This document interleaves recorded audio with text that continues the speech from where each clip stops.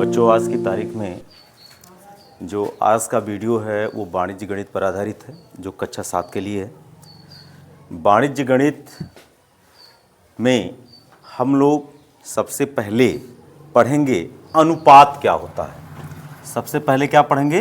अनुपात। बेटा, जब किसी एक राशि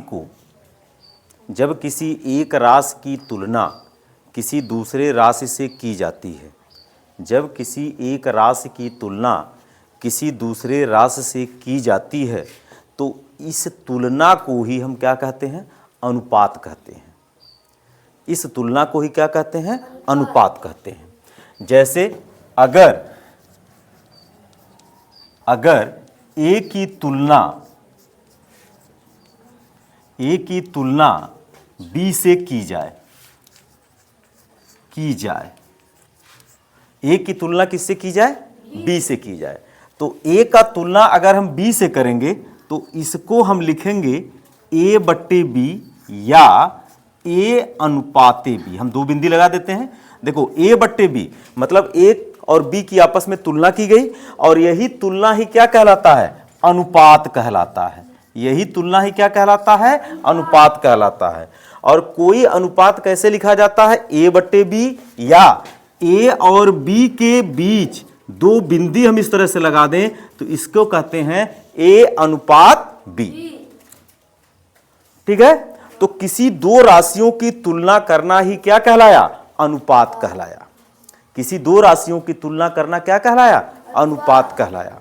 अब मान लो कोई दो राशियों की तुलना किया हम लोगों ने तो एक अनुपात मिला, और किसी ने किन्हीं अन्य दो राशियों की तुलना किया तो दूसरा अनुपात मिला। अब मेरे द्वारा किया गया तुलना और आपके द्वारा किया गया तुलना अगर आपस में बराबर हो जाए तो ऐसे अनुपात क्या कहलाते हैं? समानुपात कहलाते हैं। ठीक है? जैसे मान लो हमने तुलना किया ए का किससे?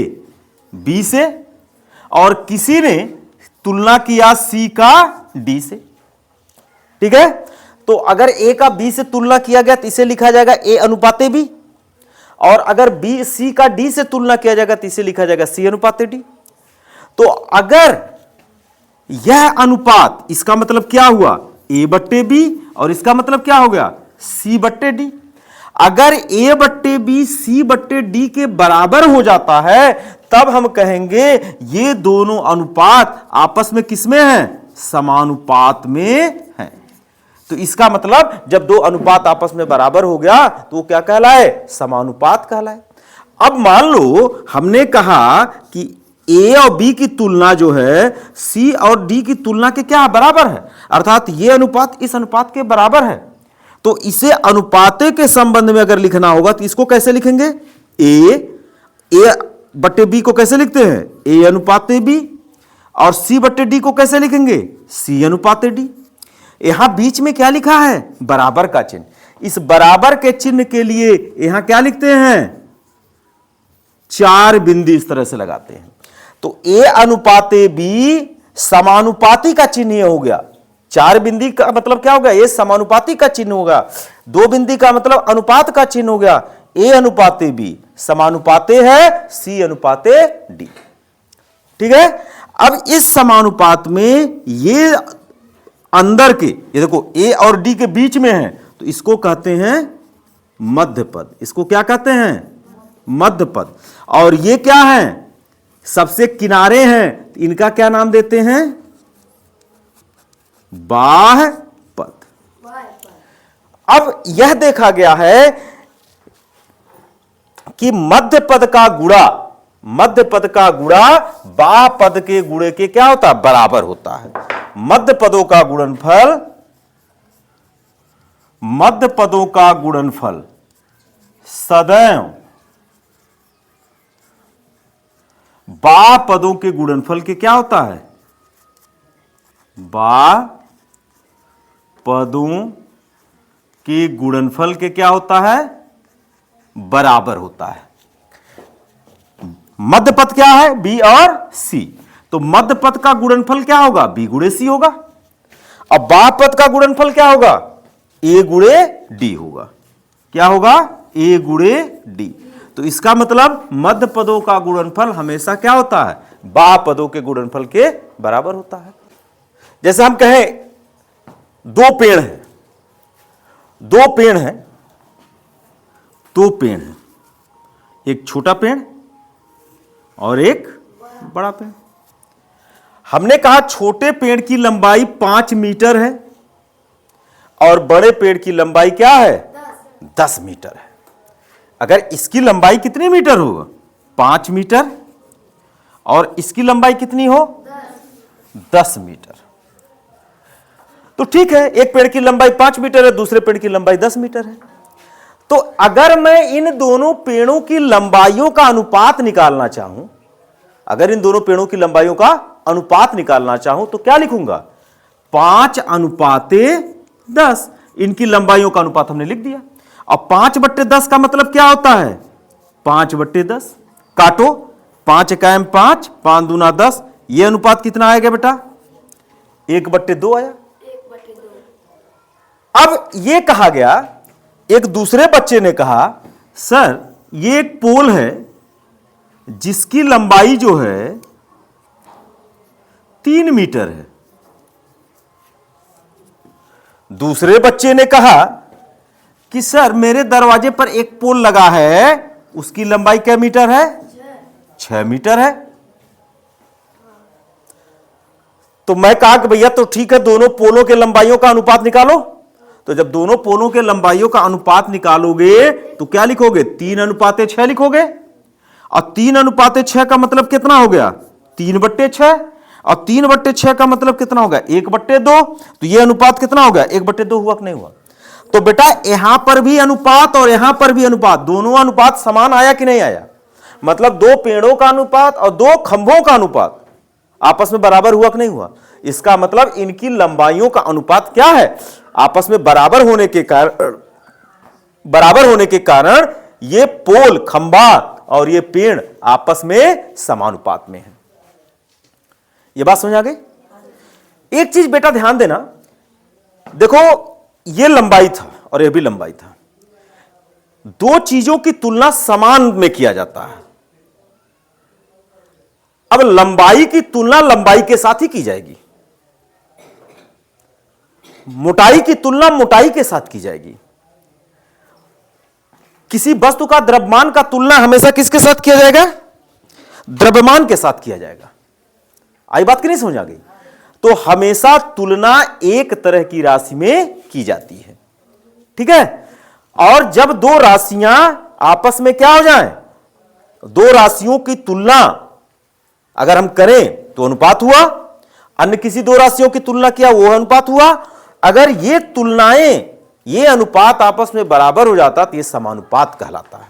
कहलाता कि नहीं कहलाता। तो यहां पर हम क्या कह सकते हैं, यहां पर हम लोग कह सकते हैं कि जो 5:10 है, क्योंकि 5:10 का भी मान 1/2 आया और 3:6 का मान भी 1/2 आया, तो हम कह सकते हैं ये दोनों एक दूसरे के क्या हैं, समानुपात में हैं। या इसको कैसे लिख सकते हैं, ऐसे लिख सकते हैं 5/10 और 4 बिंदी के जगह लिख सकता हूं बराबर का चिन्ह 3/6। ऐसा लिखा जा सकता है नहीं लिखा जा सकता।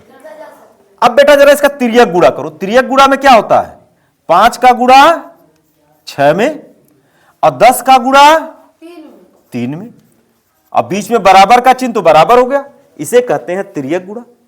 अब 6×5 कितना होता है, 6×5 30 और 10×3 30।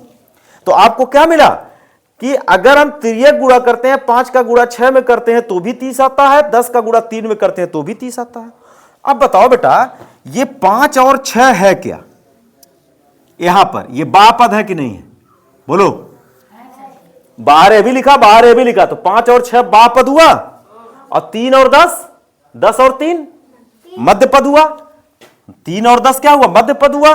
तो यहां पे लिखा मध्य पदों का गुणनफल बाह्य पदों के गुणनफल के बराबर होता कि नहीं होता है। तो अगर दो राशियां एक समानुपात में हो तो मध्य पदों का गुणनफल क्या होगा, बाह्य पदों के गुणनफल के बराबर होता है, ठीक है। तो अभी तक में आपने क्या सीखा, अभी तक आपने सीखा कि दो राशियों की तुलना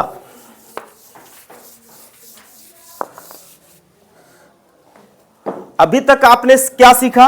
अभी तक आपने सीखा कि दो राशियों की तुलना अगर हमें करनी हो तो उसे ए अनुपाते बी से लिखा जा सकता है। ठीक है, ए अनुपाते बी का मतलब क्या होता है? ए बट्टे बी। ठीक है, पहला पॉइंट ये सीखा। दूसरा ये सीखा कि अगर दो अनुपात आपस में समानुपात में हो, अर्थात ए अनुपाते बी और सी अनुपाते डी आपस में क्या हो? बराबर हो, तो ये समानुपात में होंगे। तो इस समय यह कहा जाता है कि ए बट्टे बी किसके बराबर होता है? सी बट्टे डी के बराबर होता है। या हम कह सकते हैं बा पदों का गुणनफल बराबर मध्य पदों का गुणनफल। कह सकते कि नहीं कह सकते? अब देखो समानुपात के प्रकार। जो समानुपात होता है ये दो प्रकार का होता है। एक होता है अनुलोम समानुपात और दूसरा होता है विलोम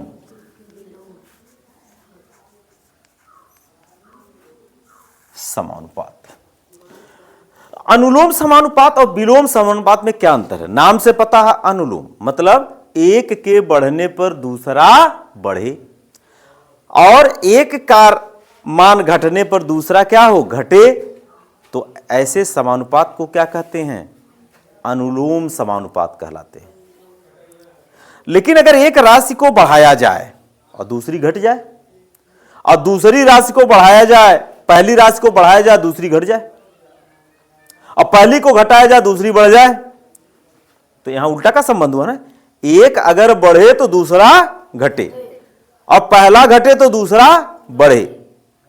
ठीक है, तो ऐसे समानुपात को क्या कहते हैं? विलोम समानुपात कहते हैं। या कहीं कहीं इसका नाम प्रतिलोम समानुपात भी कहा जाता है। कौन सा समानुपात? प्रतिलोम समानुपात भी कहा जाता है। अब जरा समझो, जैसे मान लो एक राशि के बढ़ने पर दूसरी राशि भी बढ़े, या एक के घटने पर दूसरी राशि घटे। देखो ऊपर की तरफ बढ़ना दिखाया गया है अभी, और नीचे की तरफ घटना दिखाया गया। तो यहां क्या है? अगर ए को बढ़ाया तो बी भी बढ़ा, और ए को घटाया तो बी भी घटा। तो यहां कौन सा समानुपात होगा? कौन सा समानुपात होगा? अनुलोम समानुपात होगा। लेकिन अगर ए को बढ़ाऊं और बी क्या हो जाए? घट जाए, या ए को घटाऊं और बी क्या हो जाए?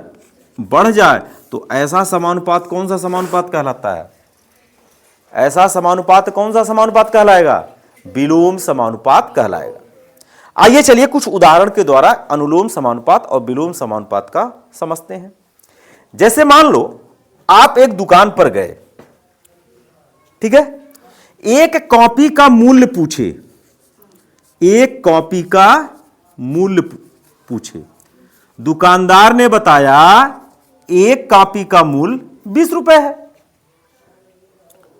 आप कहो कि तो 5 कॉपी का मूल्य कितना होगा? बताओ 5 कॉपी का मूल्य कितना होगा?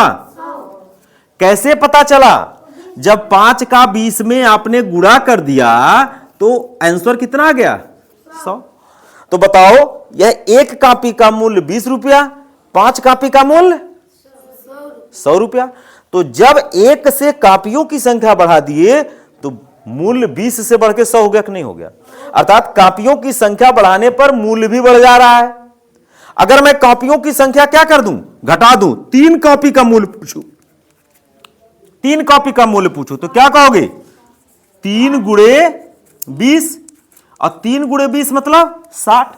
तो बताओ अगर 5 कॉपी का मूल्य 100 रुपया है तो 3 कॉपी का मूल्य बढ़ा कि घटा? बढ़ा। घटा सर। कहां बढ़ा? 5 कॉपी का दाम 100 रुपया और 3 कॉपी का दाम 60 रुपए हुआ, घट गया वो भी।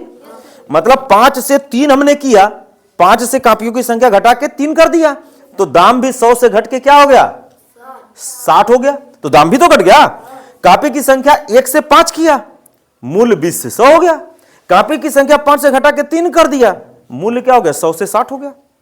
तो 1 के बढ़ने पर बढ़ रहा है, कॉपियों की संख्या बढ़ाने पर मूल्य बढ़ रहा है, और कॉपियों की संख्या घटाने पर मूल्य घट रहा है।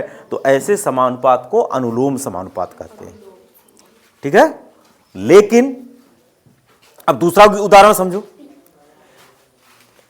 आपने देखा होगा कि जब साइकिल को धीरे धीरे चलाते हो, तो यहां से खलीलाबाद अगर आपको साइकिल से जाना हो, या यहां से नजदीकी शहर में आपको जाना हो, तो जो दो दोस्त चले, एक दोस्त था खूब तेज चलाने वाला साइकिल था, और दूसरा दोस्त था वो साइकिल को धीमे धीमे चलाने वाला था। तो जो साइकिल को धीरे धीरे चला रहा था,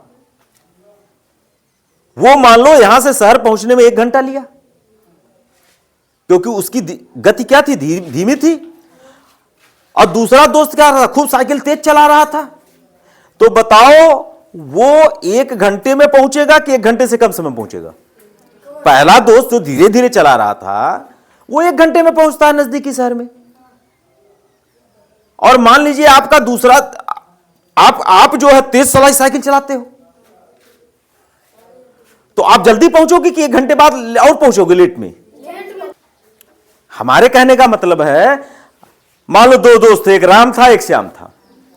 राम जो है साइकिल को धीरे धीरे चलाता था और श्याम बड़ी तेजी से चलाता था। तो अगर राम शहर में धीरे धीरे चला के 1 घंटा में पहुंच रहा है, तो श्याम अपने गाड़ी की स्पीड क्या कर दी, तेज कर दी है, क्योंकि तेज चलाता है। तो 1 घंटे में पहुंचेगा, कम समय में पहुंचेगा, और जल्दी पहुंच जाएगा। तो जिसकी स्पीड कम थी उसने अधिक समय लिया। चाल जिसकी कम थी, जो धीरे धीरे चला रहा था, कम स्पीड में चला रहा था, वो अधिक समय में पहुंचा। और जिसकी स्पीड अधिक थी वो कम समय में पहुंचा। तो मतलब कम होने पर अधिक समय लगा, अधिक होने पर कम समय लगा। उल्टा संबंध हो रहा कि नहीं हो रहा?